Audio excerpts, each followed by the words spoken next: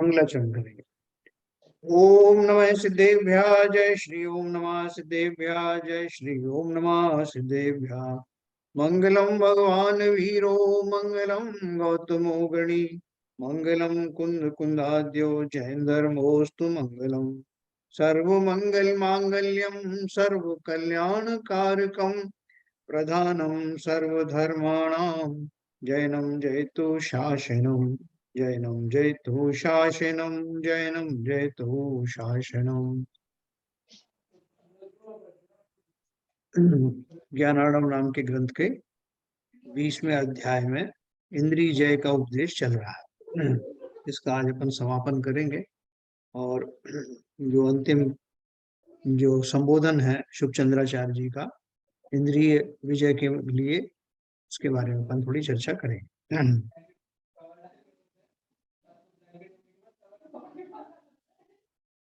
किसी की आवाज आ रही है, अभी म्यूट कर लेना। देखिए, हमने कल 33 नंबर का जो है दोहा पढ़ा था।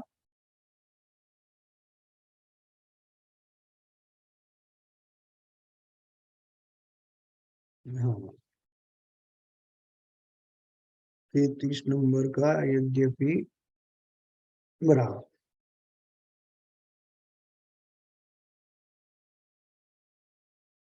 33 नंबर से हम फिर से शुरू करेंगे। यद्यपि विषय जनित पूर्वोक्त सुख को दुख ही कहा है, तो ठीक भी है, क्योंकि उस सुख को कारकों की पराधीनता है। मैं पढ़ा था, अर्थात वह सुख अन्य के द्वारा होता है और तत्काल नाशवान भी है।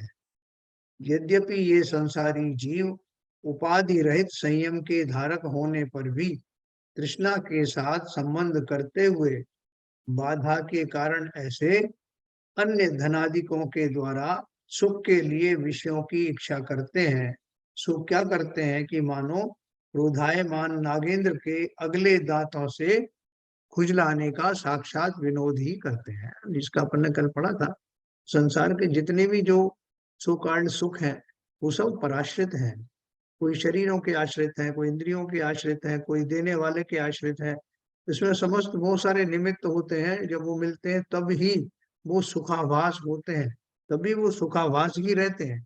सुख में तब्दील तो होते नहीं, क्योंकि सुख तो इंद्रियों विषयों में या शरीर आदि में कभी है ही नहीं। संसार में समस्त जगह पे सुख की कहीं प्राप्ति होती नहीं। मुझको न मिला सुख किंचित भी कंचन कामिनी प्रासादों में। तीन ही मुख्य मुख्य सुख सुख के कारण माने जाते हैं संसार में। हाँ, स्त्री है, जो महल है, अटारी है, और वो धन आदि है, इसी में भी वो सुख है नहीं। तो ये तीनों में वह सारी कैटेगरी इसके अंदर में सब समाहित हो जाती है। तो संसार के समस्त सुख पराश्रित है, विनाशनीय है, और वास्तव में सुख देने वाले नहीं है। उनको भोगने के पश्चात वो दुख में ही तब्दील हो जाते हैं। ये मैंने कई बार पढ़ा।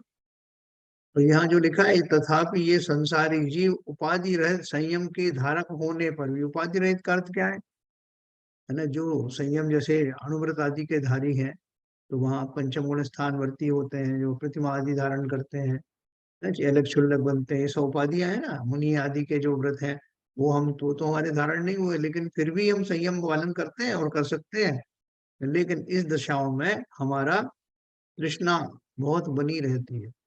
यहाँ शुभचंद्राचार्य जी ने मान के चले हैं कि उन उपाधियों के धारण करने वाले जीव तो सम्यक दृष्टि होते हैं और विधिवत इन सब चीजों से वेद विज्ञान के द्वारा अलग होते हुए पाए जाते हैं।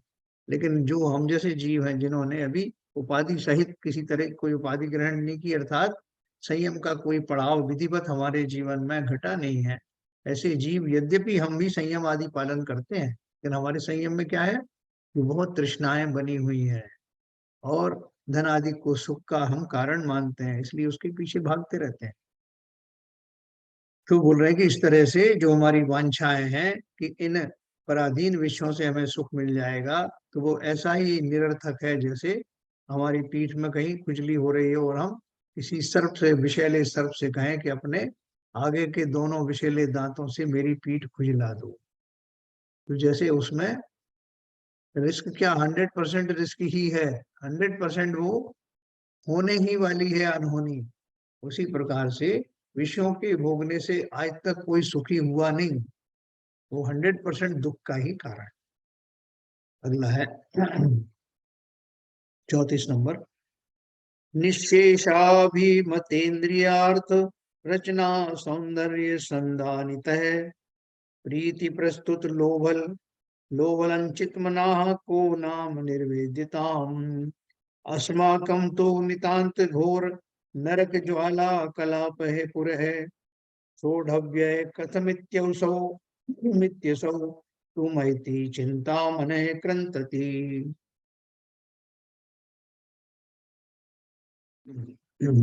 34 नंबर। हाँ। अहो खेद है कि समस्त मनोवांछित इंद्रियों के विषयों की रचना के सौंदर्य से जिसका मन बंधा हुआ है तथा प्रीति के प्रस्ताव में आने से लोभ से खंडित हो गया है मन जिसका, ऐसे जीवों में से कौन ऐसा है जो विषयों से उदासीन होने के लिए तत्पर हो। यहाँ आचार्य महाराज कहते हैं, ये संसारी जीव विषयों से विरक्त तो नहीं होते, परंतु इन विषयों से उत्पन्न हुए अतिशय रूप तीव्र नरकाग्नि की ज्वाला के समूह को भविष्य में कैसे सहेंगे। यही महाचिंता हमारे मन को दुखित कर रही। ऊपर क्या लिखा है, खेद है कि समस्त मनोवांछित इंद्रियों के विषयों की रचना के सौंदर्य से जिसका मन बंधा हुआ है। ऊपर ऊपर से जो दिखते हैं, जो जो सुख दिखते हैं, बड़े सुंदर दिखाई देते हैं, और जीव उनमें उनके लोभ को संवरण नहीं कर पाता है ना। तो बोल रहे हैं, आने से लोभ से खंडित हो गया है मन जिसका, ऐसे जीवों में से कौन ऐसा है जो विषयों से उदासीन होने के लिए तत्पर हो। ये समस्त इंद्रियों के जो भोग हैं वो हमें बड़े ही मनोज्ञ प्रतीत होते हैं, तो इसलिए उस लालच से हम बच नहीं पाते है ना। जैसे कोई बच्चा है, वो सुंदर सुंदर खिलौना से खेल रहा है, उनमें कुछ खिलौने ऐसे भी हैं जो बिजली से चलते हैं। अब वो उसको न केवल देख रहा है, बल्कि उसको जो उचित उसके लिए सावधानी बरतनी है वो भी जानता नहीं। वो आकृष्ट हो जाता है उनकी तरफ, और कई बार तो उसमें प्रवाहित होने वाले करंट का भी शिकार हो जाता है। तो माँ बाप उसको ये बोलते हैं, इनसे मत खेलना बेटा, इनसे मत खेलना, ये खतरनाक है, लेकिन बच्चा अपने लोभ के कारण वो उसको अपनी मृत्यु आदि का भी ना तो भय होता है, ना कोई आभास होता है, वो तो अपने खेलने में मनोरंजन में तत्पर हो जाते। उसी प्रकार मुनियों ने, आचार्यों ने हमें बहुत सावधान किया। ये सारा जो भोगों को, भोगेंद्री विषयों को भोगने का खेल खतरनाक है, इसमें कभी भी एक्सीडेंट हो सकता है, कभी भी क्या है, तो एक्सीडेंट से ही भरे हुए हैं। निरंतर ही उनका सेवन कोई ना कोई विपदा का कारण बनता, ऐसा उनके कहने के बावजूद भी हम उसमें, उन विषयों में रक्त हो जाते हैं। बोलते हैं आचार्यों को तो पहले से दिखाई दे रहा है, जैसे उन माँ बाप को दिखाई देता है कि बच्चा अभी इसमें कहीं हाथ ना लगा ले, हाथ लगाएगा इसमें तार में तो निश्चित ही करंट लगेगा। ऐसे ही वो कह रहे हैं कि आचार्यों को बड़ी चिंता है कि ये संसारी जीव विषयों से विरक्त तो नहीं होते, परंतु इन विषयों से उत्पन्न हुए अतिशय रूप तीव्र नरक अग्नि की ज्वाला के समूह को भविष्य में कैसे सहेंगे। उन्हें दिखाई दे रहा है, जैसे नेमिनाथ नेमिनाथ भगवान से जब पूछा कि भगवान, ये द्वारिका नगरी कब जलेगी या कब तक रहेगी, इसका अंत कैसे होगा, तो उनको तो वो 12 वर्ष के पश्चात होने वाली घटना प्रत्यक्ष दिखाई दे रही थी। नरक की जिस द्वारिका को जलता हुआ उन्होंने प्रत्यक्ष देखा अपने ज्ञान में। उसी प्रकार सारे ज्ञानियों को पता है कि ये बेचारे भोले जीव जो संसार में इंद्रिय सुखों से भ्रमित होकर उनमें घुसे चले जा रहे हैं, ये बेचारे नहीं जानते कि आगामी काल में इनको नरक की अग्नि को सहना पड़ेगा। है ना, आपने देखा ना उसमें नरक का जो दुख बताते हैं कि जो जिनको विशेष रूप से पर शरीरों के आलिंगन में बहुत ज्यादा राग है, उनको स्त्रियों आदि की पुतलियां बना के, धधकती हुई पुतलियां, जिनको आग से दग्ध पुतलियां, उनका आलिंगन कराया जाता है और जल जाता है उनका शरीर रोम रोम उस पूरे प्रकरण में, प्रक्रिया में। तो आचार्य कहते हैं कि हमें तो वो सब दिखाई दे रहा है, ये बेचारे भोले जीव कौन से दुख को आमंत्रण दे रहे हैं। यही महाचिंता हमारे मन को दुखित कर रही है ना, आचार्य कह रहे हैं। अगला है स्नग्धरा, 34-35 नंबर है। मीना मृत्युम प्रयाता, मीना मृत्युम प्रयाता, रसन वश्मिता दंतिनः स्पर्श रुद्धा, बद्धास्ते वारि बंधे ज्वलन मुपगता, पत्रणश्चाक्षी दोषात् भृंगाः गंधोदुता तशाः, प्रलय मुपगताः गीतलोलाः कुरंगाः, कालव्यालेन दष्टास्तदपि तनुभृतामि इंद्रिये यार्थेषु रागः। अरे देखो, रसना इंद्री के वश से तो मत्स्य यानी मच्छियां हैं, मछलियां हैं, वे अपने गले को छिदाकर मृत्यु को प्राप्त हुए, और हस्ती स्पर्श इंद्री के वशीभूत हो गड्ढे में बांधे गए। जो मैंने आपको उदाहरण दिए थे ना, उसका उदाहरण है कि जो इंद्री, रसना इंद्री है, उसके वशीभूत होकर के वो मछलियां जो है उस कांटे में फंस जाती हैं, जिसमें वो थोड़ा सा वो मांस वांस का अंश लगाया जाता है, और उस कांटे में फंस के उनका गला छिद जाता है।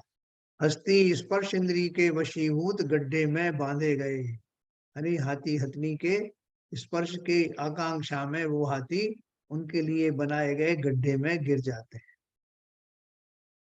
और नेत्र इंद्री के विषय दोष से पतंगे, पतंगे होते हैं ना जो अग्नि आदि पर जो जब हम जलाते हैं तो उनके ऊपर गिरने लगते हैं, बरसात में खास तौर से हम देखते हैं ना बिजली के ऊपर गिरते हुए, तो वो सब पतंगे और छोटे छोटे जीव आंखों के यानी चक्षु इंद्री के विषय के कारण, उनको देखने के कारण, उनके आकर्षण में जा करके उसमें जल जाते हैं। दीप कादि की ज्वाला में जलकर मरण को प्राप्त हुए हैं। और भ्रमर नासिका इंद्री के वशीभूत होकर, भ्रमर को फूलों की खुशबू आती ना, तो उसमें जाकर के बैठ जाता है। वशीभूत होकर सुगंध से मुग्ध होकर के, जब वो फूल बंद हो जाता तब तक बैठा रहता है, बंद होने के बाद भी वो निकलने का उपक्रम नहीं करता और फलता उसी में मर जाता है। तो इंद्री के, नासिका इंद्री के वशीभूत होकर सुगंध से मुग्ध हो नाश को प्राप्त हुए, और भ्रमर नाश, हाँ, इसी प्रकार हरिण भी गीत के यानी राग के लोलुप हो, उनको जो है अपना कर्ण इंद्री का जो संगीत आदि होता है वो बड़ा प्रिय होता है, तो उसको वो जो शिकारी होते हैं सुंदर तरह तरह के घोल ढोल मृदंग आदि संगीत बजाते हैं, जिससे कि वो कर्ण इंद्री के विषयों से विषयासक्त हुए वो शिकारियों के पास आ जाते हैं। कर्ण इंद्री के विषय से काल रूप सर्प से मारे गए। ऐसे एक एक इंद्री के विषय से उक्त जीव नष्ट होते देखे जाते हैं, तो भी संसारी जीवों के इंद्रिय विषयों में प्रीति होती है, तो यह बड़ा खेद अथवा आश्चर्य है। ये उन्होंने एक एक इंद्री के माध्यम से हम कहाँ कहाँ फंस जाते हैं इसका एक उदाहरण दिया है ना। इसमें से कोई कैसा, ना तो हम भ्रमर हैं जो हम इसमें फूल में बैठ जाएंगे, और ना ही हम जो है ऐसे हिरण हैं जो संगीत में बुरी तरह फंस जाएंगे। तो ये सब जो उदाहरण दिए हैं अलग अलग से, कि ये जो सारे ही विषय हैं वो कहीं ना कहीं हमें फंसाने वाले हैं। हम भले ही अभी मरण को भी प्राप्त ना हो, लेकिन इनके भोग भोगने में जो हमारी अनुरक्तता है, जो हमारी आकांक्षाएं हैं, वो अवश्य ही हमारे खोटे ध्यान के कारण, खोटी वांछाओं के कारण हमें छोटी तुच्छ गतियों की ओर अवश्य ले जाएंगे, इसमें कोई शंका नहीं। वैसे तो बहुत सारे भोग भोगते हुए जीवन लोगों की मृत्यु भी हो जाती है, हाँ, लेकिन ये अगर हमारी मृत्यु अभी इमीडिएटली ना भी हो, क्योंकि हमारी आयु कर्म बाकी है, तब भी इन विषयों को भोगने की वांछा के माध्यम से कर्मों का एक बहुत बड़ा पुंज हम संचय कर रहे हैं। और ये बनते कौन जीव है? अगर मेरा जो है कर्ण इंद्रिय के प्रति विषय बहुत ज्यादा रहा और किसी और कारण से मैं तिरंज गति में जाने का बंद भी हो गया, सब मिला के जब पैकेज बनता है तो उन्हीं में तो ये बनते, कोई हिरण बन गया जिसे जो है कर्ण इंद्रिय के विषय बहुत पसंद है, कोई मछली बन गया जिसे रचना इंद्रिय का बहुत जो ज्यादा। तो ये सब जो हमारा पैकेज बनता है, उस पैकेज में हमारा जो विषयासक्ति है, उनसे विषय में विशेष अनुराग है, उसके अनुसार ही ये सब बंद होता है। और मैंने आपको एक चीज और बताई थी जो बहुत ध्यान करने योग्य है कि मनुष्यों के शरीरों में पाए जाने वो समूर्छन जीव जहां जहां भी शरीर के अंगों में पाए जाते हैं, वो उन्हीं जगहों पर क्यों उत्पन्न होते हैं? क्योंकि उन जगहों पर पाए जाने वाले परमाणुओं से कभी वो मुग्ध हुआ करते थे, उन्हें वो परमाणु बहुत अच्छे लगते थे, और उस रचना के रूप में उपलब्ध होने वाले उन परमाणुओं से विशेष अनुराग होने के कारण वो जीव उन्हीं जगहों पर उत्पन्न होते हैं। इसलिए बहुत ध्यान रखना, बहुत बच के रहना। कोई नाक के अंदर के समूर्छन जीव बन जाते हैं, कोई आंख के अंदर के बन जाते हैं, कोई कान के बन जाते हैं, कोई कांख आदि और अंतरंग जो अंग है स्त्रियों आदि के हैं, वहां जाकर के उत्पन्न होते हैं। उत्पन्न होने वाले कोई दूसरे थोड़ी है, जैसा वो जाति अलग है, हम सब ही हैं। इसलिए विशेष ध्यान रखना, जो हमारा अनुराग कहाँ जा रहा है, किन किन जगहों पर, किन किन विषयों पर जा रहा है, उसमें बहुत सतर्क रहना, क्योंकि आगामी पर्यायों में वो पैकेज में प्रयोग किया जाने वाला है। पैकेज तो बन रहा है, नई आयु का बंद भी हो रहा है, हो गया है, पता नहीं, लेकिन बहुत ध्यान रखना इस पैकेज में ऐसी चीजें शामिल ना हो जाए कि न केवल मैं क्षुद्र गति में जाऊं, बल्कि ऐसे स्थानों में उत्पन्न हूं जिसकी मैं कल्पना भी नहीं कर सकता। तो चलिए अगला पढ़ेंगे 36 नंबर।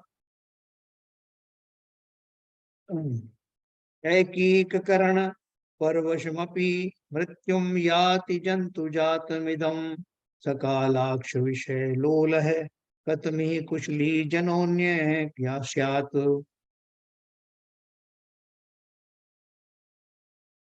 जो यह पूर्वोक्त एक एक इंद्रिय के वश हुआ जीवों का समूह मरण को प्राप्त हुआ, तो अन्य प्राणी समस्त इंद्रियों के विषयों में आसक्त हैं, उसका भला किस प्रकार हो सकता है? अर्थात वह किस प्रकार सुखी हो सकता है? जो मैंने आपको बताया ना, यहाँ एक एक जीवों के बारे में बताया, यह पूर्वोक्त एक एक इंद्रिय के वश हुआ जीवों का समूह मरण को प्राप्त हुआ है, तो अन्य प्राणी समस्त इंद्रियों के विषयों में जो आसक्त हैं, उसका भला किस प्रकार हो सकता है? हम तो पंचेंद्रिय जीव है ना, जो हमारा तो सोच सकते हैं कि हमारा एक इंद्रिय का विषय थोड़ी है, हमारा तो पांचों इंद्रिय है, तो हमारा वो नेगेटिव में भी जा सकता है। पंचेंद्रिय होने का अगर मैंने लाभ नहीं उठाया तो उसके नुकसान भी पूरे तैयार हैं।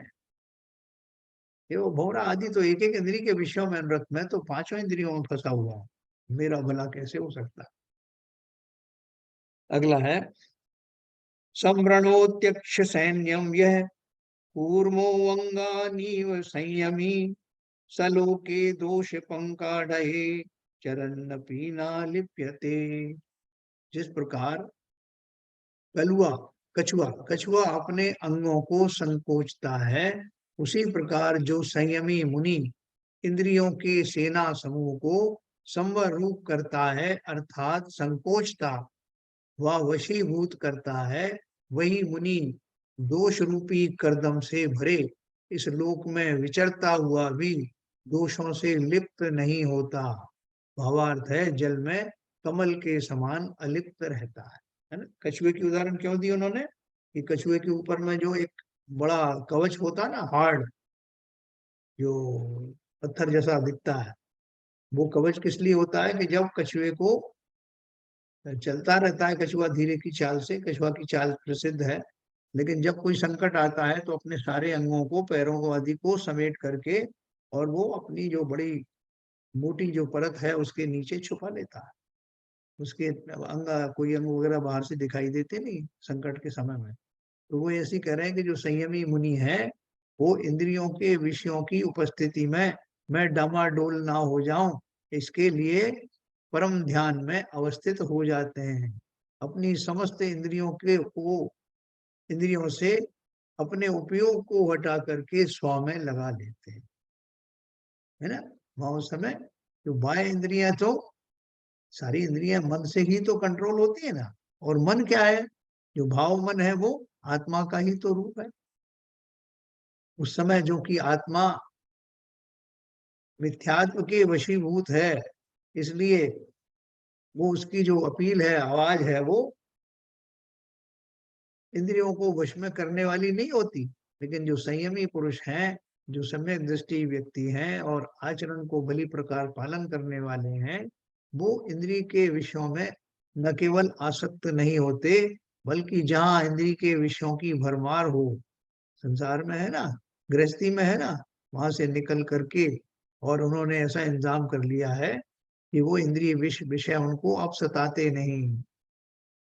उनका पूरा उपयोग स्व में चला जाता है। बल्कि जब कभी और कोई गहरा संकट आता है, जैसे शरीर पर संकट आया ना, शरीर भी तो स्पर्शन इंद्रिय है ना, उस पर आग लगा दी गई, कुछ और लगा दिया गया, तो उस तरफ से ध्यान हटा करके, भोगने का अर्थ पॉजिटिव ही नहीं, भोगने का अर्थ सहना भी है। यानी उन इंद्रियों में होने वाले संकट से को मेरा नाम मान करके भेद विज्ञान के बल पर स्व में लीन हो जाते हैं। इसलिए इंद्रियों के ऊपर आया हुआ संकट भी उनको महसूस ही नहीं होता। चाहे भोग के माध्यम से हो, चाहे सहने के माध्यम से हो, इंद्रियों के जो भी विषय उनको अपने स्वभाव में से हटाने का प्रयास करते हैं, उससे वो विचलित होते नहीं। ऐसा दृढ़ तप के कारण से, उपयोग के समर्पण के कारण, स्व में समर्पण के कारण बाह्य विषयों का से उनको कुछ भी हानि होती नहीं। और वो कैसे रहते हैं, लिखा ना, जल में कमल के समान। जैसे जैसे अपन ने भरत की बात करते हैं, भरत चक्रवर्ती की, कि सब कुछ साधन था, सारी तरफ जल, भोग रूपी जल ही तो विद्यमान था, या भोग रूपी कीचड़ ही तो थी, और उसमें अलिप्त रह करके जैसे कमल खिला रहता है, उसी प्रकार से उन विषयों के बीच में रहते हुए भी वो जीव उन विषयों से प्रभावित नहीं होते। ऐसा बहुत सारे उदाहरण है। ऐसा किया जा सकता है, करना भी चाहिए। ऐसा 37 नंबर हमने पढ़ा। 38 नंबर है, अयत्ने नापि जायन्ते तस्चैता दिव्य सिद्धयः विषयेर्न मनो यस्य मनागपि कलंकितम। जिस मुनि का मन इंद्रियों के विषयों से किंचन मात्र भी कलंकित नहीं होता, उस मुनि के आगे जो दिव्य सिद्धियां कही जाएंगी, वे बिना यत्न के ही उत्पन्न होती हैं। हाँ, क्या बताया उन्होंने? जिस मुनि का मन इंद्रियों के विषयों से किंचित मात्र भी कलंकित नहीं होता, इंद्रिय तो उनके पास भी है ना, मुनियों के पास भी है, न केवल उनके पास है, बल्कि अभी उन इंद्रियों में विषयों को ग्रहण करने की शक्ति भी मौजूद है। इसलिए आपने देखा ना, शक्ति की अपेक्षा से वो जो गुणस्थान चलते हैं कि कौन से गुणस्थान में स्त्री वेद चला जाता, नपुंसक वेद चला जाता है, स्त्री वेद चला जाता है, लेकिन पुरुष वेद आखिर तक रहता है, ऊपर के गुण स्थानों में बना रहता है। वो कहाँ समाप्त होता है वो सब अपन जानते हैं। और उसी तरह से बाकी के और जो भोगादि हैं, बाकी के और जो कर्म है, उनका बंद होना बंद हो जाता है ऊपर के, लेकिन वो सत्ता में मौजूद रहते हैं। तो सत्ता में मौजूद रहने के बावजूद भी जिन्होंने अपने मन को इंद्रियों के विषयों से हटा लिया है, और अपने बार बार के किए जाने वाले तपश्चरण के कारण से अब वो उदय में आते ही नहीं है, सत्ता से भी निकल जाएंगे, तो वो बोल रहे हैं कि उनको स्वतः ही बहुत सारी दिव्य रिद्धियां प्राप्त हो जाती हैं। जैसे मुनि जो तीर्थंकरों के बारे में तो प्रसिद्ध है कि जैसे ही वो दीक्षा लेते हैं उनको थोड़ी देर में ही उनको मन पर्याय ज्ञान भी उत्पन्न हो जाता है। और बाकी के जो साधारण केवली हैं उनको, उनमें से काफी लोगों को किसी किसी को होता है। मन पर्याय ज्ञान भी एक रिद्धि ही है। जैसे 64 रिद्धि है ना, 64 रिद्धियों में से अंतिम रिद्धि है केवल ज्ञान। तो ये सारी रिद्धियां तपस्वी जीवों को स्वतः ही प्राप्त हो जाती हैं। उसके लिए उनको अलग से कोई साधना नहीं करनी पड़ती। जैसे ही अपने उपयोग को बाह्य जगत से, संसारी वस्तुओं से, इंद्रिय आदियों से हटा हटाकर स्वयं स्थापित किया जाता है, वहां मेरी उस एकाग्रता के परिणाम स्वरूप बहुत सारी रिद्धियां स्वयं ही बिना यत्न के उत्पन्न हो जाती। मेरा उन्हें पैदा करने का भाव भी नहीं था, स्वतः हो। इस प्रकार ध्यान के घातक कषाय और विषयों का वर्णन किया। इससे निर्णित हुआ कि कषायी तथा विषयी पुरुष के प्रशस्त ध्यान की सिद्धि कदापि नहीं होती। प्रशस्त ध्यान कौन सा? हाँ, अपन ने दो ध्यान पढ़े, आर्त ध्यान, रौद्र ध्यान, वो अप्रशस्त ध्यान है। और उसके अलावा धर्म ध्यान और शुक्ल ध्यान वो प्रशस्त ध्यान में आते हैं। तो हमें तो उन दोनों को छोड़ना है, आर्त और रौद्र ध्यान को, और धर्म ध्यान और कालांतर में शुक्ल ध्यान भी प्राप्त करना है। तो बोल रहे हैं कि ये ऊपर जो विवरण दिया ये बहुत संक्षेप में है, इसका बहुत विस्तार किया जा सकता है। इससे यह निर्णय हुआ कि कषाई तथा विषयी, विषयों में रहने वाले पुरुष के वो ऊपर के जो प्रशस्त ध्यान है उनकी सिद्धि कदापि नहीं हो सकती। इसलिए अगर हम चाहते हैं कि हम धर्म ध्यान कर पाए, जो कि हम इस पंचम काल में भी भली प्रकार से कर सकते हैं, तो तुरंत प्रभाव से उसकी जो घातक चीजें हैं, है ना, वैद्य के पास जाते हैं ना, तो वैद्य पथ्य और अपथ्य बताता ना कि क्या खाना क्या नहीं खाना। उसी प्रकार से आर्त और रौद्र ध्यान को उपथ्य मान करके, अपथ्य मान करके दूर से ही छोड़ देना। क्योंकि मुझे अब निरोग बनना है ना, तो निरोग बनना है और मुझे उस निरोगीपने की साधना करना है, अर्थात मैं उस प्रशस्त क्या ध्यान का धारी बनना चाहता हूँ। आगे अपन जो धर्म ध्यान आदि का स्वरूप पढ़ेंगे, बहुत उत्तम प्रकार का ध्यान है।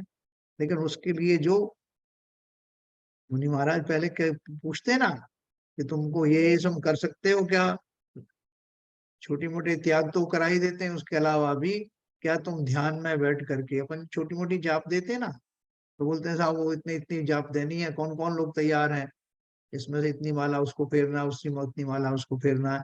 तो बहुत कम लोग होते हैं इसके लिए तैयार होते हैं, क्योंकि उनकी ना तो ऐसा अभ्यास होता है और ना ही मन में ऐसा संकल्प होता।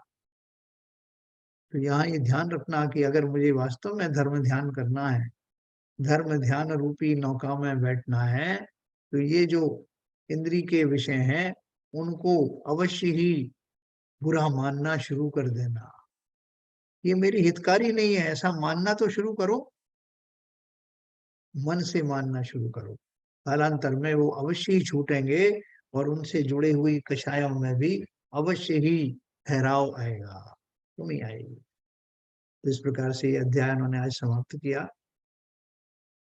इसकी अंतिम लाइन में पढ़ता हूँ। इस प्रकार ध्यान के घातक कषाय और विषयों का वर्णन किया। क्रोध क्षमा ते विडारी मान, मृदुता ते मारी, माया रिजुता ते लोभ तोष ते मिटावना।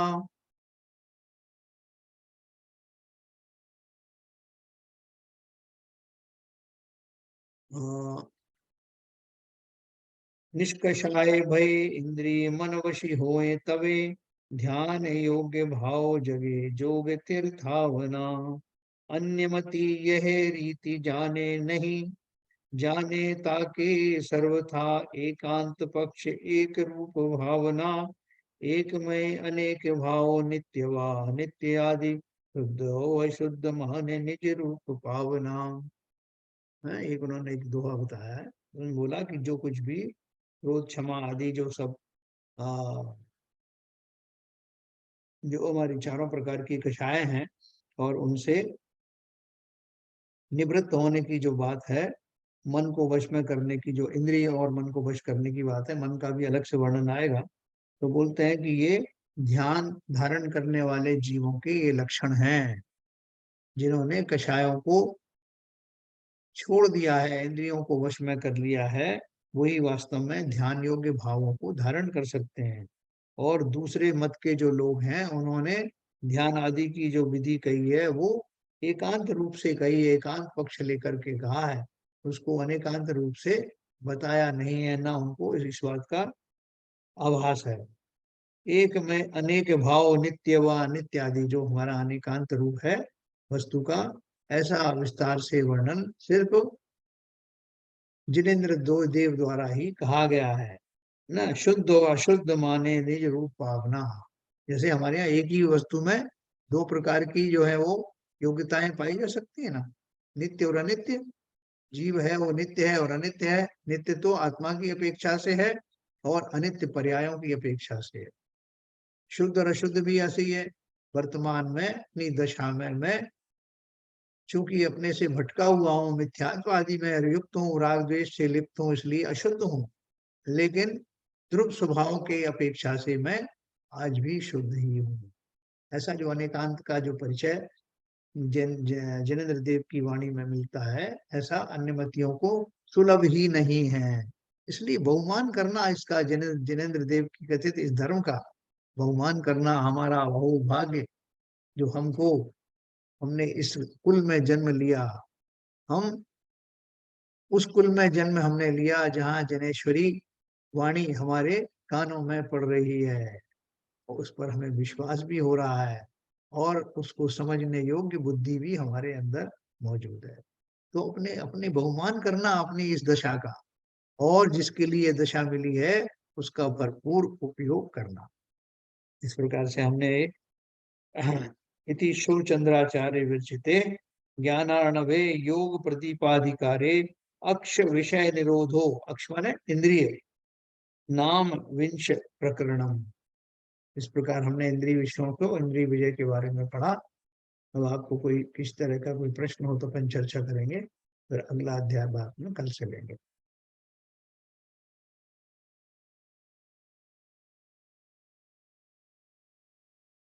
हाँ जी।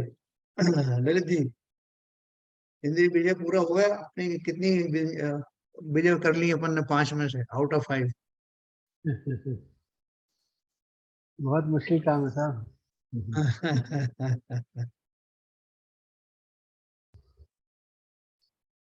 हाँ, बोले बहुत मुश्किल था देखिए लेकिन मन तो 5। हो ही सकती है, खैर मन तो कुछ हुई है, कुछ कुछ चीज एक्स्ट्रा शक्ति करें तो। हाँ, अ, लेकिन जितना हुआ है वो काफी नहीं है। तो अपने को बुरा लगता है क्या, जैसे ये बता रहे हैं कि इंद्रिय विषय बेकार है और जहर है और विष के समान है, और ऊपर से देखने में अच्छी लगती है, ऐसा अपन को लगता है क्या? मुझे लगता है पहले ऐसा नहीं लगता था जब मतलब थोड़ा बुजुर्ग नहीं हुए थे। हाँ, पर अभी ऐसा एहसास होता है कि इनमें लिप्त होना नहीं ठीक है।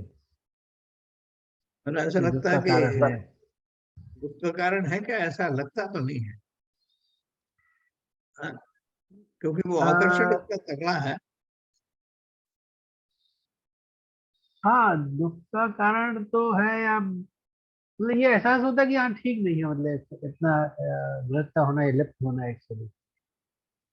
क्योंकि आप जो आप सुख मिल रहा है उस समय, या जो सुखावास हो रहा है उससे आप दूसरे पे डिपेंडेंट है, पर पे डिपेंडेंट है। तो सुख ऐसा है जो कि पर पे डिपेंडेंट है, तो दुख का कारण है जो कि जब वो पर नहीं है अवेलेबल आपके पास, तो फिर आप को व्याकुलता होगी।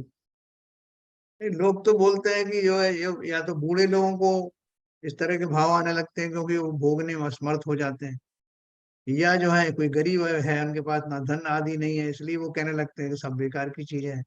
बोलते हैं ये जो बैरागी भी बनते हैं वो लोग हैं जो किसी तरह से उनको ये सब प्राप्त नहीं होता, इसलिए ये बन जाते हैं।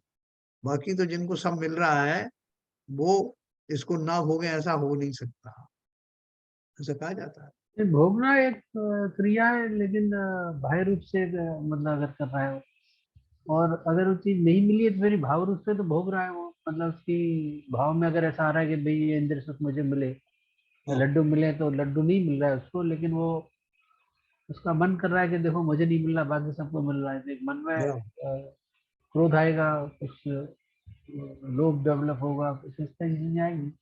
बिल्कुल। मन से तो तो चाहे भोगासक्ति बनी हुई है। गरीब हो या अमीर हो, उसको वो तो दुख का कारण बनेगा ही। हाँ।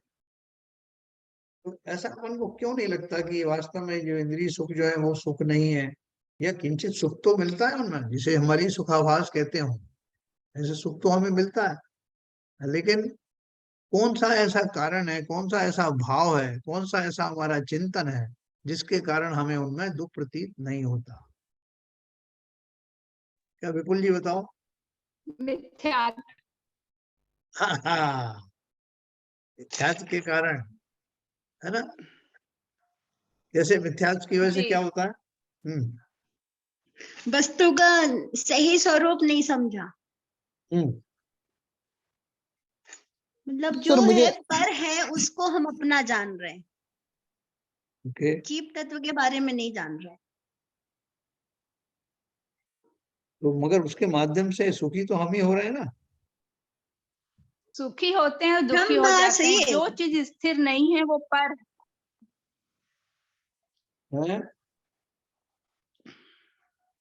जो चीज, जो जो जो चीज स्थिर नहीं है, परिवर्तनशील है, वो सब हाँ पर है, पुद्गल है। जो स्व का आनंद है वो हमेशा चिरस्थायी है, वो कभी चेंज भी नहीं होता, हमेशा आनंद ही आनंद रहता है, सुखी सुख, शांति शांति रहती है।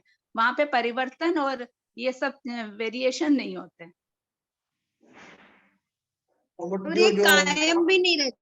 आज जिससे सुख है, जरूरी नहीं कि कल वो चीज हमें सुख ही देगी। हम्म हम्म हम्म। और बताओ भाई, कोई भाऊ जी बताएं।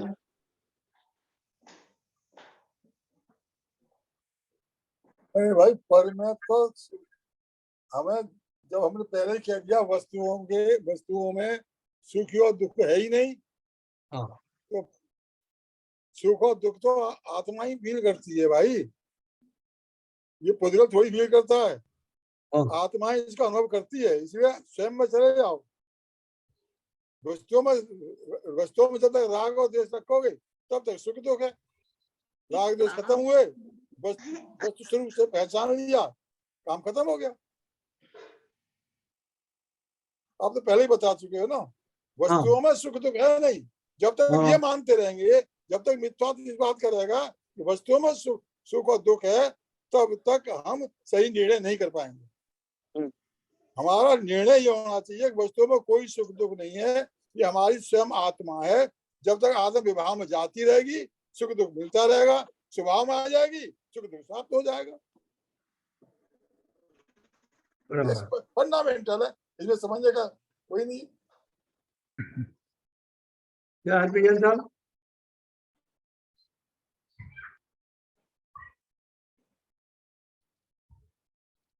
ऐसा आपको ऐसा लगता है? हाँ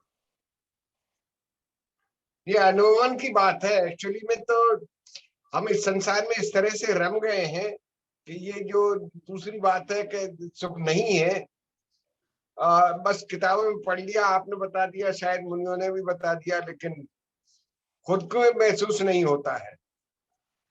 हाँ, ये सही है कि कुछ रियलाइज तो होता है कि कुछ सुख ऐसे हैं जो हम इंद्रियों से भोगते हैं, इसके बाद भी दुखी रहते हैं।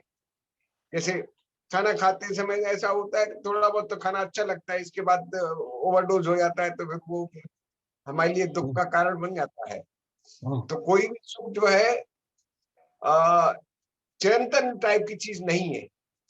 सुकल का हर एक को सुख दे दे, वो चीज इसमें नहीं है, इंद्रिय सुख में।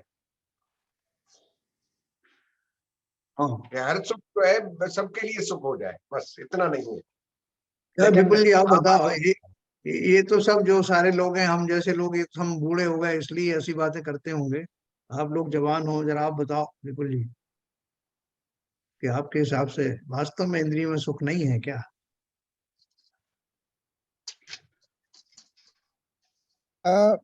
नहीं सर, सुख तो है इंद्रियों में भी। हाँ लेकिन उसी को परमानेंट मानने में गलती है। एक तो ये है कि ये भी मान लेना कि सुख नहीं है, वो भी एक गलती है, क्योंकि अगर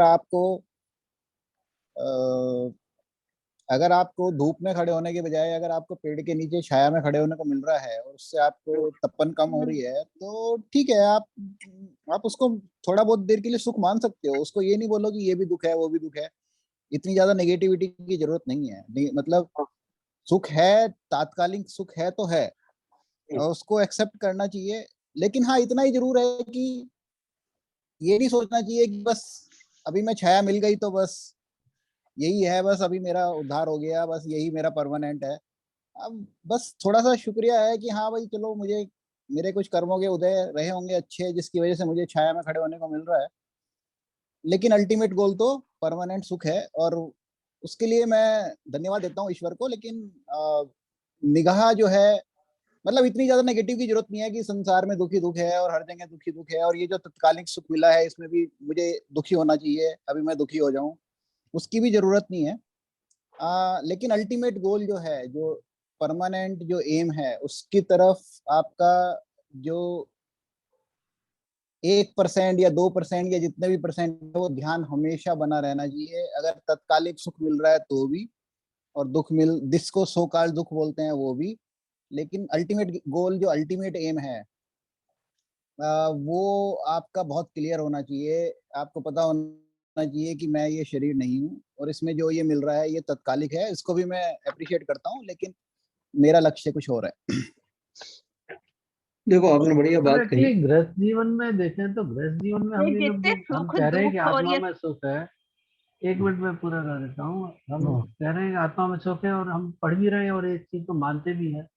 हाँ लेकिन गृहस्थ जीवन में तो ऐसा हो नहीं सकता कि हम ये मान के और उसको अपने व्यवहार में ला पाए, क्योंकि गृहस्थ जीवन का जो पूरा सिस्टम है, तो सिस्टम में आप पूरे फंसे हुए हैं एक्चुअली। और फिर आप कहें कि नहीं, मैं इसमें इंद्रिय सुख में सुख नहीं है, इससे दुख है, ये सब तो मुझे, जब तक आप गृहस्थ में है तब तक थेटिकल बातें हैं कि इंद्रिय सुख नहीं है। मतलब फैक्ट तो ये है कि नहीं है, लेकिन गृहस्थ वाला करे क्या कि इंद्रिय सुख में, इंद्रिय में दुख है तो क्या करे। मतलब एक्चुअली जब वो छोड़ जाए गृहस्थ, तभी ये इस चीज को कर सकते हैं। मान लीजिए सुबह उठ के मैं चाय पीता हूँ, पत्नी ने चाय बनाई, मुझे सुख का अनुभव हुआ, अब मैं भी रिटर्न में कुछ ना कुछ घर के लिए करता हूँ, वो भी थोड़ा सा मुझे इस तरह के काम करती है, या बच्चे इस तरह काम करते हैं। तो वो एक्चुअली म्यूचुअल डिपेंडेंस है एक दूसरे की पर सुख के लिए। और फिर हम, जैसे बाबूजी ने कहा, अगर वो फंडामेंटल चीज माने तो वो गृहस्थ में कैसे मान सकते हैं। अभी कोई गृहस्थ में कोई ऐसा है जो कि इस फंडामेंटल को मान रहा हो? हाँ, गृहस्थों में। अच्छा, हाँ नित्या जी कुछ कह रही थी। जी, मैं ये कह रही थी, हम लोग अभी पहले तो ये सब बातें इतना मानते नहीं थे, लेकिन जब से स्वाध्याय करने लगे तो इस बात का फर्क बहुत अच्छी तरह समझ में आ गया कि ये सुख दुख और ये जितने सुखावास है, ये सब मिथ्यात्व हैं। हमें आना सम्यक दृष्टि है, लेकिन हम गृहस्थ में रहते हुए ये पक्की बात है कि हमें सम्यक दृष्टि एक हमारे लिए सपना है। आना चाहते हैं लेकिन कुछ भी चीज छोड़ नहीं पाते हैं, कोशिश करते हैं लेकिन फिर पीछे को हो जाते हैं। तो अपना जो है, मतलब अपना जो डेस्टिनेशन है वो तो सम्यक दर्शन ही है, लेकिन जो हमारे सुख दुख और आभास है, ये पार्ट ऑफ जर्नी है। गृहस्थ में रहते हुए ऐसे ही चलता रहता है। देखो, आज के जमाने में भी बहुत सारे ऐसे जो जीव हैं जो गृहस्थ दशा में तो रह रहे हैं, है ना। तो गृहस्थ दशा कहाँ तक चलती है, वो आपके जो 10वें और 11वीं प्रतिमा तक का भी गृहस्थ भी रहता है। लेकिन आप देखो जी उनका चिंतन कैसा होता है। बनारसी दास जी का ऐसा जो चिंतन था कि जो कुछ मेरे पास है वो भी मुझे जरूरत नहीं, ऐसा चिंतन उनका आया कहाँ से। ऐसे बहुत सारे जीव हैं जो गृहस्थ दशा में हैं और उनको बिल्कुल विषयों से कोई अनुराग ही नहीं है, और जितनी देर वो अपने अंदर में रहते हैं, बार बार अंदर में आना चाहते हैं, चिंतन में रहना चाहते हैं, सामायिक आदि में रहना चाहते हैं, और उसको वो एंजॉय करते हैं। कौन लोग हैं? उनका शरीर अलग है क्या? उनकी इंद्रियां अलग है क्या? उनकी ये दशा क्यों हो रही? उनका चिंतन अलग हो गया है। सर, तो मेरा इसका एक सवाल है जी। कि ये आभास कब होता है? जब आप सशक्त व असक्त हो जाते हैं इंद्रियों से, या एक एज के बाद, ये निश्चित ही युवावस्था में और उसके 40-50 साल की एज में तो नहीं हो पाता है। आप गृहस्थ में पूरी तरह फंसे हुए हैं, बच्चों की शादी करनी है, इनका ये करना है, तो ये आवास या तो घर से, दो चीजें एक साथ नहीं हो सकती। सर मुझे लगता है कि थोड़ा बहुत हो सकता है साथ में, क्योंकि नहीं, दिमाग में तो क्योंकि रहे। ना, नहीं सर ऐसा है, नहीं अगर विपुल जी, इतना ही होता है जैसे कि ये दो आदमियों का व्यवहार अलग अलग होता है। एक जीव को थोड़े से, एक ही घटना है, वो अलग अलग, दो जीव अलग अलग तरीके से रिएक्ट करते हैं। जैसे मान मैं लीजिए एक बात बोल आपकी ट्रेन छूट जाए, ट्रेन का कोई टाइम है, तो कुछ लोग बड़े एक्साइटेड रहते हैं कि भैया जल्दी चलो, ट्रेन पता नहीं टैक्सी मिलेगी नहीं मिलेगी, जाम मिलेगा क्या होगा, पहुंचेंगे नहीं पहुंचेंगे। कुछ व्यक्ति जीव होते हैं जो कोई चिंता नहीं है, अपना फ्री रहते हैं, मिल जाएगी तो मिल जाएगी, छूट गई तो छूट गई, कोई कोई फर्क नहीं पड़ता।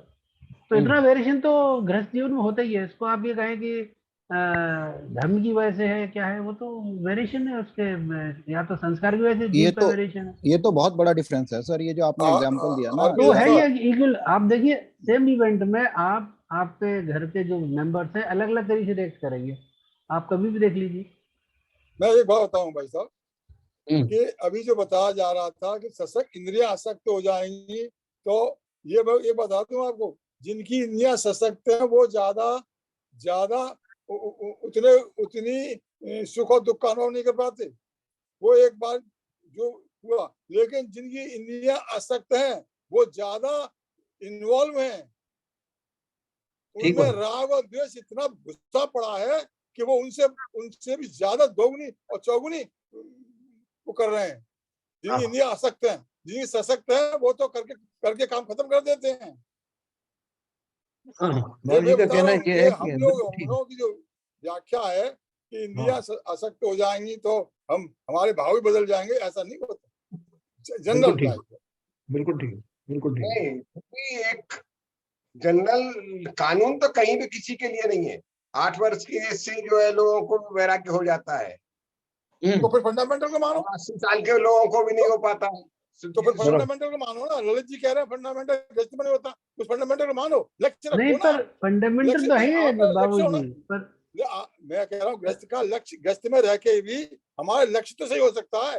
फंडामेंटल भले ही हम अब परिस्थितियों बस नहीं कर पा रहे हैं, लेकिन लक्ष्य हमारा सही होना चाहिए, तो हम मंजिल तक पहुंच पाएंगे। अगर हम यही सोचते रहेंगे कि हम नहीं कर पाएंगे, हम तो ग्रस्त में हैं, हमें मजबूर है, हमें व्यभिचार करने के लिए मजबूर है, झूठ बोलने के लिए मजबूर है, बदमाशियां करने के लिए मजबूर है, तो हम तो ग्रस्त में। ये बहाना जो है कब तक चलेगा भाई? है ये सोचना चाहिए ग्रस्त में रहते हुए भी। अभी ऐसी संसार बताया ना बनारस दास जी का, चिंतन हमारा बदल सकता है यार, बदलो, हमें बदलना चाहिए। नहीं तो मेरा मानना तो बदलने की बात तो एक होता है जो जनरली देखा जाता है, ऑब्जर्वेशन वाली बात अलग है कि जनरली कैसा एक bulk of people behave in that manner, और एक ये एक्सेप्शन की तरह तो कोई कभी भी कहीं से भी निकल सकता है। बिल्कुल सही कह रहे हैं आप, बिल्कुल सही कह रहे हैं। हम लोग केवल बहाने ही बनाते रहते हैं, इसीलिए आगे बढ़ नहीं पा रहे। देखो एक बच्चा है, उस बच्चे को मैं बहुत प्यार करता हूँ, वो बहुत साल बाद मुझे मिला, किसी ने बताया कि ये आपका बच्चा है, खो गया था। मुझे याद आया कि हाँ 12 साल पहले मेरा बच्चा खो गया था, और किसी ने पूरे लक्षण बता के बताया कि ये वो आपका ही है बच्चा है। तो मेरा सारा लाड़ उसके ऊपर उमड़ आया, और मैं उसको जब जब उसको दुलार करता हूँ, प्यार करता हूँ, उसकी पसंद की चीजें ला के देता हूँ, तो मुझे बहुत बड़ी आत्मसंतुष्टि होती है, बहुत प्रसन्न मैं रहता हूँ। और ऐसा करते करते मेरे 5 साल निकल गए, मेरी प्रसन्नता का पारावार नहीं था। एक दिन किसी ने आके बताया कि जिसे आप अपना पुत्र मान रहे हैं वास्तव में वो आपका नहीं है, ये तो कुछ ठग लोगों ने जबरदस्ती उसमें ऐसे चिन्ह बता के आपको ठग लिया है, आपका असली बेटा तो वो है। दूसरे बेटे को लाके खड़ा किया, और उसमें आप भरपूर तरह से संतुष्ट हो गए लक्षणों को देख के कि वास्तव में यही मेरा बेटा है। अब आपका व्यवहार क्या रहेगा बताइए? तुम चेंज हो जाएगा। पहले तो वाले बेटे संस्कार के कैसे हैं प्रति उसके ऊपर रहेगा, जरूरी नहीं चेंज हो, संस्कार कैसे हैं। दोनों बेटों को भी प्यार कर सकता है, जिसको जो मान लीजिए 5 साल से बचपन से इसको खिलाया है, और जब दूसरा है तो दोनों को भी अपना बेटा मान सकता है वो, या पलट भी सकता है, तो जीव के नहीं ऊपर देखो, डिपेंडेंस है। अपना और पर की मैंने आपको बात कही, अब उसको ये भाव समाप्त हो गया, जैसे वो अपना मानता था, वो समझ गया कि ये मेरा अपना नहीं है। नहीं तो है, मान्यता के सही बात। फलस्वरूप उसका व्यवहार बदलेगा कि नहीं बदलेगा? आप भाई साहब एक नहीं, किस्सा मेरा सुना कहना है कि देते ना। दोनों चीजें हो सकती हैं। वो उसका मिथ्यात्व में कितना वो है, रमा हुआ है, दृढ़ता कितनी मोह है में है, उसकी। इसलिए मोह क्योंकि जो है उसने 5 साल तक उसको बच्चे को अगर है, हाँ। तो उसको भी तो पाला है ना उसने, तो उसके उसके साथ भी तो अटैचमेंट हो गया ना, उसको एकदम अच्छे तो नहीं निकाल सकता। नहीं नहीं देखो, तो ये अभी जरूरी अपन, नहीं है कि वो उस बात को एक्सेप्ट कर ले जो उसने कहा है आप कि भाई नहीं, साहब ये पहले कहा एक था आप बेटा है, दृष्टांत अब कह देते रहे हैं, वो। एक एक सेकंड बहन जी, हाँ बोलिए, नीरजा जी बोल रहे हैं कुछ, हाँ। एक मिनट बाबू जी, एक इसके मिनट। हिसाब आप हाँ ये एक सेकंड, अच्छा, हाँ नीरजा जी बोलिए। हाँ, मेरा कहना ये है कि उसने जो पहले बताया था ये बेटा है और उसके बाद में कह दिया नहीं ये बेटा नहीं है, तो वो जरूरी नहीं इस बात को एक्सेप्ट कर ले, वो माने ही ना इस बात को कि नहीं, वो तो कहेगा नहीं यही मेरा बेटा है। नहीं नहीं, मैं देखो आपको जो नहीं, स्थिति बिल्कुल कैसे साफ साफ जरूरी है बता कि रहा वो उसको एक्सेप्ट ही हूँ। कर लेगा? नहीं नहीं देखो, ऐसा है, ये जो मैंने आपको आधी बात कह के छोड़ दी, मैं उसको पूरी करता हूँ, कि अब उसने जो है उस बात को मान लिया कि ये जिसको मैं अपना मान रहा था वो वास्तव में मेरा नहीं था, नहीं और है। जो नहीं है, और दूसरा जो उसके सामने लाया गया उसके ऊपर पूरा विश्वास हो गया कि यही मेरा है, तो उसके व्यवहार में बदलाव आएगा कि नहीं आएगा? अपन ये बात कर रहे हैं, निश्चित ही आएगा। तो वो निश्चित भी क्यों आने का कारण क्या है?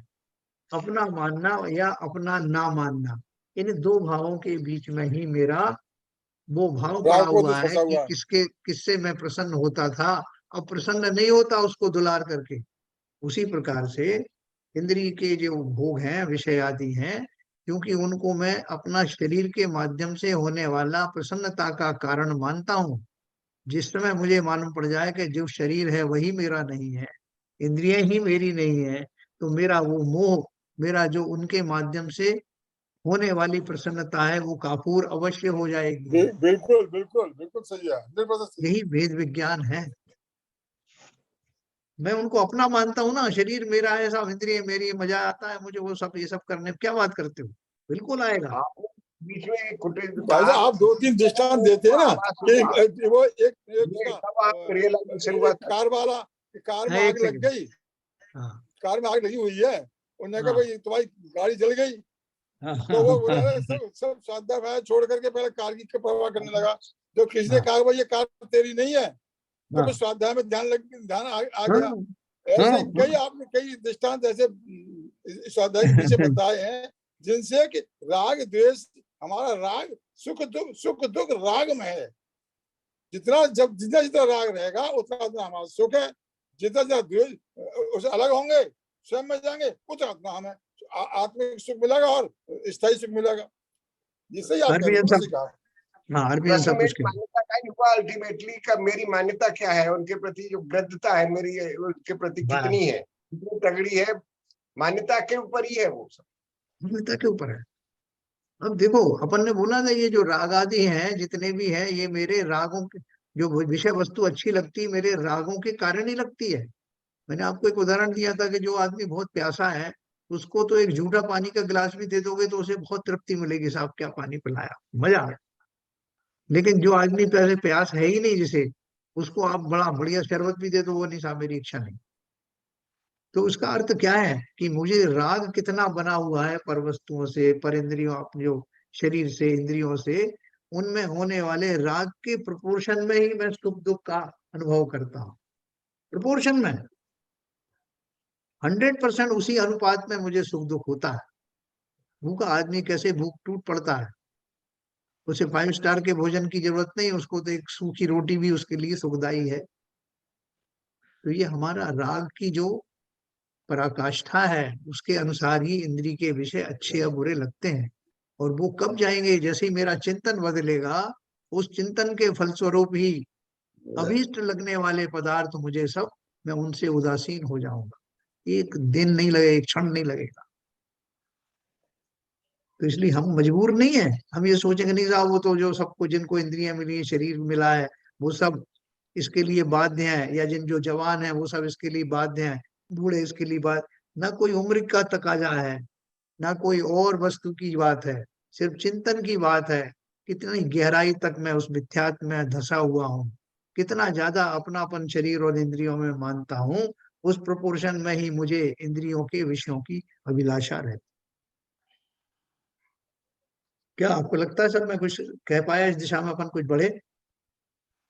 Yes sir. सही सही तत्व की बात कह दी आपने। और भाई क्या साहब, कहोगे? काल इससे लब्धि ज्यादा? भी है कि पूर्व संचित कर्मों का कभी विपाक आ जाए तो काल जी। लब्धि आ गई तो उस समय भी किसी का भी चिंतन बदल सकता है।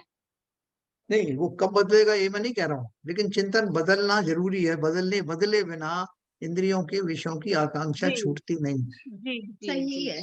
जी जब भी वो हो जाए तब घटित होगा। जी अपन इसके लिए तो प्रयासरत हैं। ये स्वाध्याय आदि जी क्या कर रहे हैं, हमारी चिंतन, हमारी मन स्थिति को बदल रहे हैं, जी Precisely. है ना। सर इसलिए लोग एक बोलते हैं एक कि चीज, हाँ बोलिए बोलिए। Yes sir. सर एक हाँ चीज मुझे बहुत क्लियर लगती है, जो ये क्वेश्चन जो है, जैसे ललित जी ने भी पूछा कि गृहस्थी में नहीं हो सकता, इसमें मेरा थोड़ा सा काफी स्ट्रॉन्ग व्यू ये है कि गृहस्थी में ही हो सकता है। अगर गृहस्थी में नहीं हो सकता तो मुनि तो बन के गृहस्थी भी नहीं कैसे कर पाएंगे। छूटेगी? बहुत बढ़िया, बहुत नहीं तो बढ़िया। मुनि बन के भी नहीं कर पाएंगे, नहीं नहीं, आपने, क्योंकि आपका पॉइंट बहुत अच्छा है। अगर गृहस्थी में नहीं होगा तो गृहस्थी छूटेगी कैसे? अरे भाई साहब, ये भी नरेंद्र एक जी, पॉइंट है। नरेंद्र है ना हमारे यहाँ, जो हम जो पूजा करते थे, तो उनकी मुनि दीक्षा हो रही है, डायरेक्ट मुनि बनने हैं। अच्छा। न ब्रह्मचारी भी नहीं थे, वो कुछ भी नहीं थे। 27 हाँ हाँ तारीख को मुनि दीक्षा हो रही है। अब देखिए उनके उनके उनका चिंतन देखिए। हमारे साथ ही पूजा करते थे, हमारे साथ ही सब काम करते थे, और आज हाँ। जो 27 तारीख को मुनि बन जाएंगे, दीक्षित हो जाएंगे। अब आप सोचिए, गृहस्थ में ही से रहे हम। गृहस्थ को अगर कुछ लोग गृहस्थ में नहीं हो सकता, गृहस्थ में नहीं हो सकता, वो गृहस्थ में नहीं से ही निकले गए। ब्रह्मचारी भी नहीं हुए, क्षुल्लक भी नहीं हुए, एलक भी नहीं हुए, डायरेक्ट मुनि हाँ। बनने हैं। सोचिए ना। एक बार उन्होंने नहीं प्रयास जैसे किया, एक बार प्रयास किया था उन्होंने, लेकिन उनके जो है पत्नी आदि ने उनको इतना ज्यादा जो प्रेशराइज किया कि वो वापस से उस प्रयास में से रुक गए। वो नहीं तो अलग छुल्लक कोई बनने वाले थे, और लेकिन उनके अंदर में वो दशा प्रज्वलित थी, इसलिए उन्होंने अल्टीमेटली मुनि बनने का ही निर्णय ले लिया। तो देखो नहीं इधर सर, आपने, क्वेश्चन सर ये है कि मुनि बनने का निर्णय तो ले लिया, लेकिन जो हाँ, उनका पिछले 5 साल में, 10 साल में या 2 साल में जो उनका गृहस्थ जीवन रहा होगा, क्या हाँ, वो सेम लेवल का रहा होगा जो हमारा है? बिल्कुल नहीं। या जो, तो इसका मतलब तो ये है कि शुरुआत तो गृहस्थ से ही होती है और होनी ही पड़ेगी।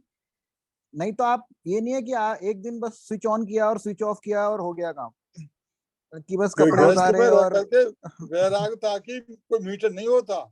ये तो केवल केवल ज्ञानी ही जान सकता है कि आपकी वैराग्यता किस स्तर पर चल रही है, कौन से गुण स्थान में आप चल रहे हैं। ये जो है ना, हम सामने देख करके, अब भरत वो जो है ना, जो भरत जी थे, वो पूरे गृहस्थ में 56,000 रानियां थी, 96,000, और घर में सब सुख सुविधाएं थी, सब कुछ करते थे। रामचंद्र जी लड़ाई सब करते थे, लेकिन उन्हें देख करके लगता था कि लग सकता था कि वो उनका वैराग्य है, उनकी ये शायद समय समय दृष्टि में दृष्टि है। ये सब देखो, नहीं चीजें बहुत होती नहीं, है। जैसे जैसे ये एग्जांपल है ना सर, जैसे इन्होंने जैसे बोला सुबह को चाय मिली, ठीक है चाय मिली सुबह को, पत्नी ने चाय बनाई, हमने चाय पी, सुख का अनुभव हुआ, बहुत अच्छी बात है। लेकिन परीक्षा उस दिन होगी जिस दिन, महीने में जिस दिन चाय नहीं बनी टाइम पे, जिस दिन महीने में चाय नहीं बनी उस दिन टाइम पे, उस दिन मेरा व्यवहार कैसा रहता है, मैं कितना आकुल व्याकुल हो जाता हूँ उस चाय के बिना, वो पैरामीटर है चेक करने का। आपको जिस दिन मिल रही है आप पी रहे हो, सुखाभास कर रहे हो, बहुत अच्छी बात है, लेकिन जिस दिन नहीं मिलेगी उस दिन आप कितना क्रोधित होते हो, कितना उसके बिना उद्वेलित होते हैं वो। अरे नहीं मिली तो नहीं मिली, कोई बात नहीं, एक दिन नहीं मिली, अगर हमारा वो लेवल पहुंच गया तो बहुत अच्छा लेवल है। हाँ बराबर, ना वो मैं वहां ना से मैं पत्नी शुरुआत को होती डांट रहा हूँ। हाँ जी, है, हाँ वहां जी। से शुरुआत होती है। लेकिन जैसा आपने कहा, एक बहुत बढ़िया बात आपसे डिस्कस करने से निकली है कि जिस तरह सम्यक दृष्टि वही बनता है जो पहले मिथ्या दृष्टि होता है, उसी प्रकार से मुनि कौन बनता है, जो पहले ग्रस्त होता है। इसलिए ग्रस्त दशा वाला ही तो मुनि बनेगा, मुनि दशा वाला क्या मुनि बनेगा?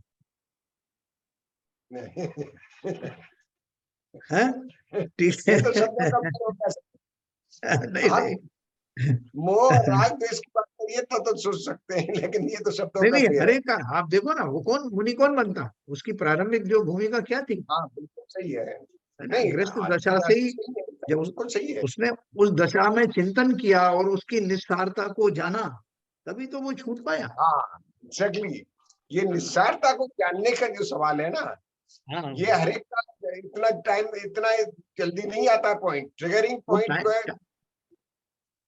टाइम कभी भी आए, है ना, जैसे इन्होंने काल लब्धि की बात करी सरिता जी ने, नीरजा ने, वो काल लब्धि कभी भी आए, लेकिन जब भी आएगी वो उससे पहले की अवस्था उसकी ग्रस्त हाँ की ही तो होगी। As a process fine. तो इसी तरह से पर अगर मैं प्रेक्षक अभी, ध्यान में कहा जाता है ध्यान करा नहीं जाता, ध्यान हो जाता है। इसी तरह से सन्यासी बना नहीं जाता, सन्यास घटित हो जाता है।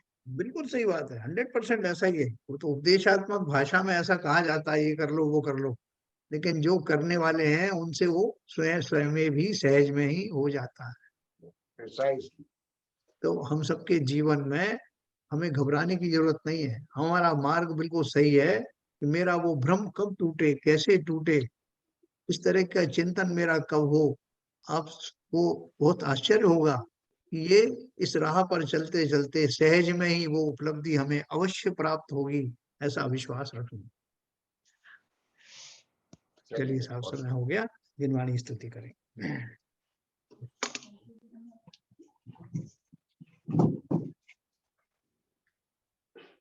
नित्यतम नाश वे को ज्ञान के प्रकाश वे को आप पर भास वे को भानु सी बखानी है। हो द्रव्य जान वे को बंध वेधि भान वे को स्वपर पिछान वे को परम प्रमाणी है।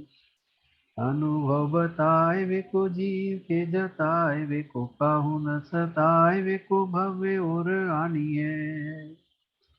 जहाँ तहाँ तार वे को पार के उतार वे को सुख विस्तार वे को यही जिनवाणी है। ये जिनवाणी भारती तो है जपू दिन रैन, जो तेरी शरणा गए सो पावे सुख चैन। जिनवाणी के ज्ञान से सूझे लोकालो, सो वाणी मस्तक धरो सदा देते हैं धो, सदा देते हैं धो। जिनवाणी माता की जय। जय नमो।